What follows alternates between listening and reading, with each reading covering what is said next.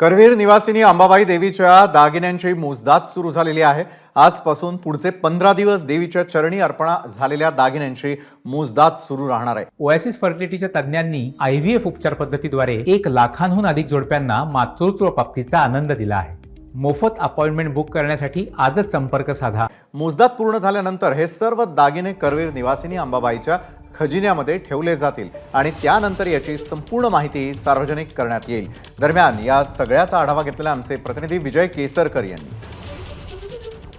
करवीर निवासिनी अंबाबाईच्या चरणी अर्पण झालेल्या दागिन्यांचं मूल्यांकन करायला सुरुवात झालेली आहे। पश्चिम महाराष्ट्र देवस्थान समितीच्या वतीनं हे मूल्यांकन आजपासून सुरू झालेलं आहे। साधारण आपण बघितलं तर 2021 पासून आतापर्यंत मूल्यांकन झालं नव्हतं आणि आता 2021 पासून आतापर्यंत जे देवीच्या चरणी दान अर्पण झालेलं आहे दागिन्यांच्या स्वरूपात त्याचं मूल्यांकन आहे ते सुरू झालेलं आहे।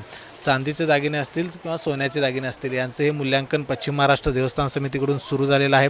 पुढचे साधारण 15 दिवस हे मूल्यांकन सुरू राहील अशा पद्धतीची माहिती आपल्याला पाहायला मिळते। यामध्ये जर प्रामुख्याने आपण जर बघितलं तर चांदीचे पाळणे, त्याचबरोबर चांदीची जोडवी, चांदीचे मंगळसूत्र असतील अशा पद्धतीचे वेगवेगळे जे चांदीच्या वस्तू आहेत त्या या ठिकाणी देवीच्या चरणी अर्पण केलेलं आपल्याला पाहायला मिळत असतं। हे सगळं मूल्यांकन झाल्यानंतर साधारण 15 दिवसांनी हे मूल्यांकन पूर्ण होईल आणि ते झाल्यानंतर देवीच्या चरणी दागिने किती अर्पण झाले, त्याचबरोबर चांदी किती अर्पण झाली याची सगळी माहिती आहे ती या ठिकाणी पश्चिम महाराष्ट्र देवस्थान समिती ही दरवेळी जाहीर करत असते। तशाच पद्धतीने यावेळी देखील म्हणजे 2021 पासून 2024 पर्यंत करवीर निवासिनी अंबाबाईच्या चरणी किती दागिन्यांचे या ठिकाणी अर्पण झालेले आहेत त्याचं मूल्यांकन किती झालेलं आहे हे सार्वजनिकरित्या कळवण्यात येणार आहे। कॅमेरामन निलेश शेवाळेसह विजय केसरकर, एबीपी माझा, कोल्हापूर।